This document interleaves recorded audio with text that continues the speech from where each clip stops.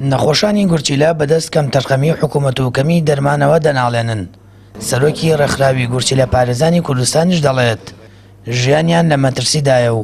هەندێک کات نەخۆشەکان لە گیرفانی خۆیان دەرمان دەکڕن و مانگانار نەخۆشێک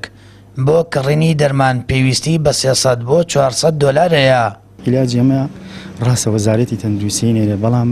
بەری ئەوەی ناکات کە حکومەتی لەگەڵ حکومەتی ناوەندایە سا کێشەیەکیانێ ئەو ناینێرێت ئەمیش یعنی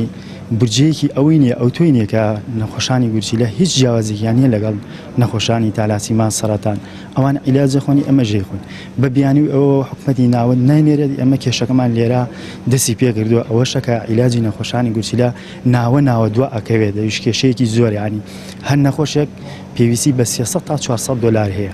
ینی مانگانە بێ بەردەوامیش بیخوات ومان مەترسیە چۆنە ئەگەر ئەو عیلاجانەیەکە بۆ نمونە هەر نەخۆشێک 2 تا 3 ڕۆژ بە شایدی دکتۆرەکان هێڵێن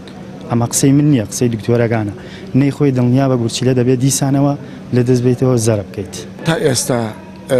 بەو نەخۆشە زۆرەوە تا حکوومەتی هەرێم زۆر کەم تەرخەمە لە ئاز داواکاریەکانی نەخۆشی گورچیلە لە ڕووی دەرمان و لە ڕووی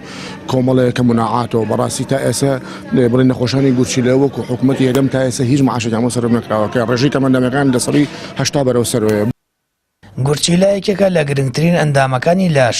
بۆی ئەوە یەکێک لە فەرمانەکانی پاڵاوتنی خوێن و دەردانی مادەژاراوەکانی لەشە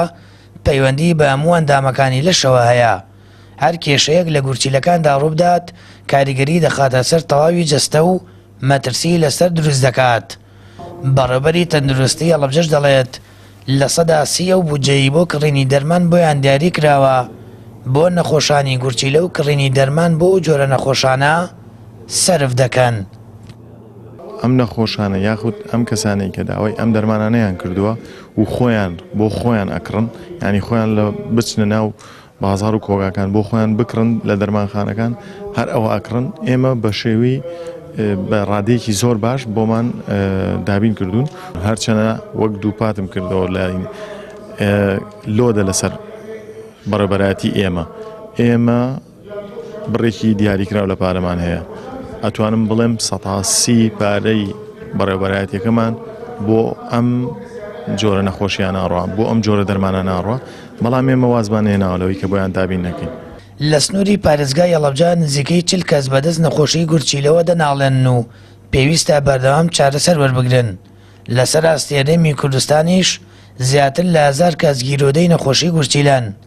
کە هەندێک کات دواکەوتنی دەرمان و نەبوونی چارەسەرا پزیشکیەکان دەبێتەوەی دروستکردنی مەترسی لەسەر ژیانیان. سامان فەتاح کەناڵی ئاسمانی پەیام هەڵەبجە.